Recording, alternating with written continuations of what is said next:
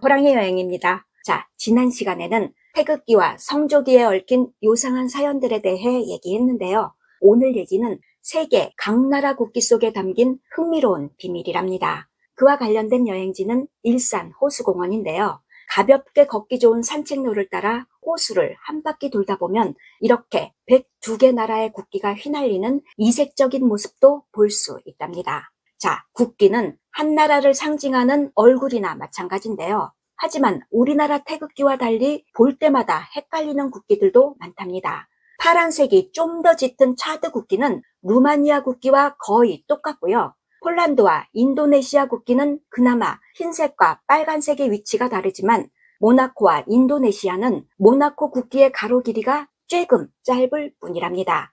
그래서 인도네시아가 모나코에게 국기 좀 변경해 주시오 요청한 일도 있었다는데요. 국기는 저작권 보호 같은 법이 없기 때문에 이렇게 헷갈릴 만큼 비슷한 국기를 만들어도 문제가 되지 않는답니다. 그런 상황에서 유럽에는 일명 삼색기라 일컫는 비슷비슷한 국기를 쓰는 나라가 유난히 많은데요. 그러다 보니 언뜻 가로줄인가? 아니 세로줄인가? 색깔 순서가 어땠더라? 하는 경우가 많답니다. 자, 유럽의 국기들을 그렇게 만든 나라가 바로 프랑스인데요. 이는 1789년에 시작된 프랑스 혁명 때문이었답니다.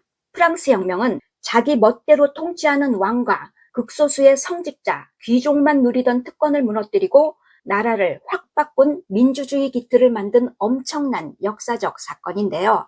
프랑스 삼색기는 당시 국민군 총사령관인 라파예트가 혁명에 참여한 파리 시민들에게 나눠준 프리기아 모자에서 유래된 거랍니다. 프리기아 모자는 고대 시절에 노예 신분을 벗어난 자유민이 쓰던 모자였다는데요. 라파예트가 나눠준 그 모자엔 당시 파리를 상징하는 파랑과 빨간색 사이에 프랑스 왕실을 상징하는 흰색이 끼어 있었답니다.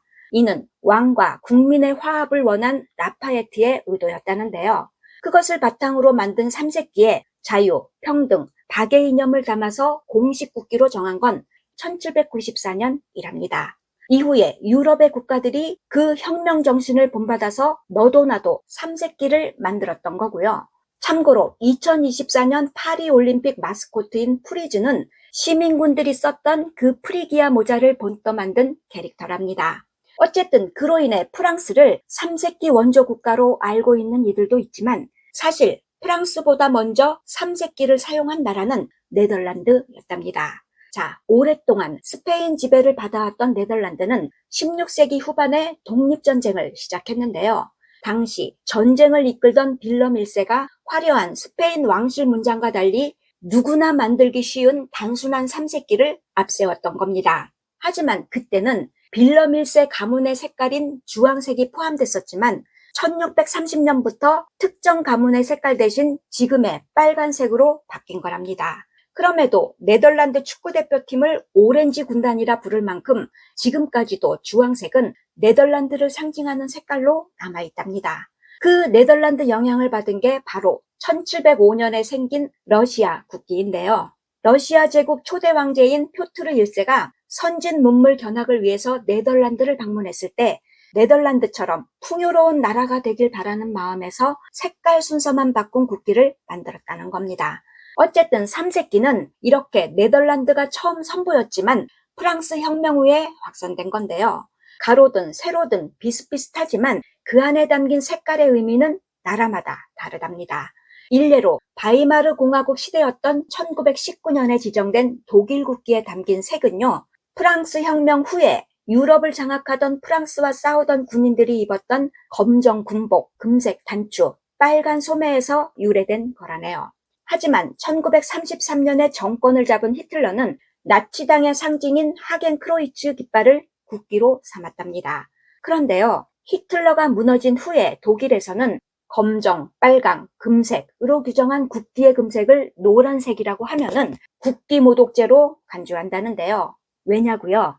과거 히틀러 나치당이 바이마르 공화국 국기의 금색을 노란 똥색이라며 조롱했기 때문이랍니다. 그런가 하면 북유럽 나라들 대부분은 십자가 국기를 사용하는데요. 그 원조는 바로 덴마크 국기랍니다. 현재 전 세계에서 가장 오래된 국기로 인정된 덴마크 국기는 1219년에 만든 거라는데요. 여기에는 믿거나 말거나 하는 전설이 깃들어 있답니다. 당시 덴마크 왕이 발트해를 장악하고 기독교를 전파하기 위해서 에스토니아로 원정을 떠났는데요. 하지만 전투에서 밀리며 고전하던 중에 하늘에서 하얀 십자가가 담긴 빨간 깃발이 내려오면서 승리했다는 겁니다.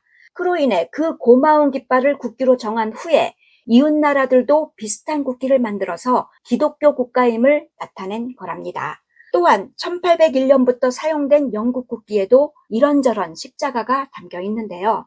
이는 그 옛날 연합왕국인 잉글랜드, 스코틀랜드, 북아일랜드 국기가 합쳐진 거랍니다. 하지만 그 연합국에 속한 웨일스 국기는 빠졌는데요. 연합왕국을 만들기 시작할 때 웨일스는 이미 잉글랜드에 병합된 상태였기 때문이랍니다. 그런데요, 단일 국가 출전만 인정하는 올림픽 때는 영국 국기로 출전하지만 월드컵 축구 때는 잉글랜드, 스코틀랜드, 웨일스, 북아일랜드가 개별 국가로 출전하기 때문에 각각의 국기를 사용한답니다. 그런가 하면 십자가가 가장 많이 담긴 국기는 교황이 살고 있는 바티칸 시국 국기랍니다. 반면에 이슬람 국가들 국기에는 초승달과 별이 많은데요. 이는 이슬람교 창시자인 무함마드가 알라 신에게 최초 계시를 받을 때 하늘에 초승달과 별이 떠 있었다는 얘기가 전해 내려오면서 비롯된 거랍니다. 그런데요, 사실 그 국기들에 그려진 달은 대부분 금음달 모양이지만 그냥 초승달로 여긴다네요.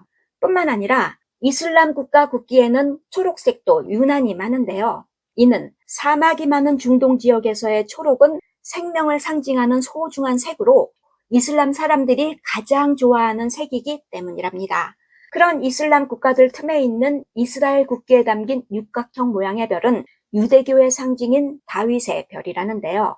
1948년에 제정된 이스라엘 국기는 이슬람 국가들과 끊임없는 분쟁이 일어날 때마다 성조기만큼 많이 불태워지는 국기라네요. 그런가 하면 아프리카에는 빨강, 노랑, 초록이 담긴 국기들이 유난히 많은데요. 그 원조는 바로 에티오피아 국기랍니다. 6.25 전쟁에도 참여했던 에티오피아는 아프리카에서 외세의 지배를 받지 않은 유일한 나라였기 때문에 2차 대전 후에 독립한 아프리카 나라들 대부분이 본보기로 삼기 위해서였답니다. 하지만 아프리카 서쪽 귀퉁이에 있는 라이베리아 국기는 미국 성조기와 비슷한데요. 미국에서 해방된 흑인 노예들이 건너와서 만든 라이베리아는 애초 미국 식민지로 세워졌지만 20년 뒤인 1847년에 독립한 나라로 국기에 있는 별 하나는 라이베리아가 아프리카 최초 독립국임을 나타낸 거랍니다. 또 1949년에 탄생한 중국 국기에는 5개의 별이 담겨 있는데요. 그 중에 가장 큰 별은 중국 공산당을 의미하는 거고요. 작은 별들은 노동자, 농민, 소자산계급, 민족자산계급을 나타낸 것으로 일명 오성홍기라 부른답니다. 반면에 태양을 상징하는 일장기는 1868년 메이지 유신 이후에 사실상 일본 국기로 사용되어 왔지만 100년이 넘도록 법률로 지정된 정식 국기는 아니었는데요. 법으로 정하려 할 때마다 뭔가 일이 생기는 바람에 미뤄졌다는 겁니다. 참고로 태평양 전쟁 당시 일본에게 밀리던 미군이 전세를 확 뒤집은 건 미드웨이 해전이었는데요. 바로 당시 일본의 핵심 전력인 항공모함을 4척이나 침몰시킨 전투랍니다. 당시 일본군의 암호를 풀어내서 출격한 미군 폭격기가 망망대해에 떠있는 항공모함을 찾아내서 침몰시킬 수 있었던 건 일장기 때문이었다는데요. 항공모함 갑판에 그려진 일장기의 빨간 동그라미가 마치 관역판처럼 선명하게 보여서 집중적으로 폭격할 수 있었다는 겁니다. 그렇게 2차 대전에서 패한 후에 공공기관의 일장기를 다느니 마느니 의견이 분분했다는데요.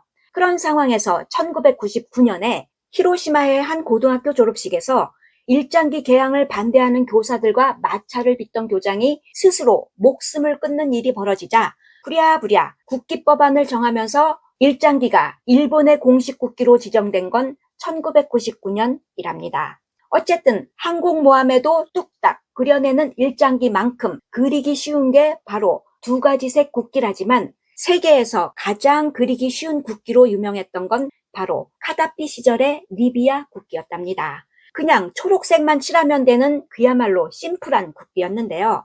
하지만 쿠데타로 정권을 잡은 후에 무려 42년 동안 통치하던 카다피가 반정부 시위로 인해 죽은 2011년부터는 쿠데타 이전의 국기로 다시 바뀌었답니다. 반면에 섬세한 카페트 문양이 5개나 담긴 투르크메니스탄 국기나 용의 비늘을 일일이 그려야 하는 부탄 국기, 또 아예 그림처럼 보이는 벨리즈 국기나 멕시코 국기, 알라 외에 다른 신은 없고 무함마드는 알라의 사도다 라는 의미인 아랍 글자가 담긴 사우디아라비아 국기는 그리기 힘들기로 유명한 국기들이라네요.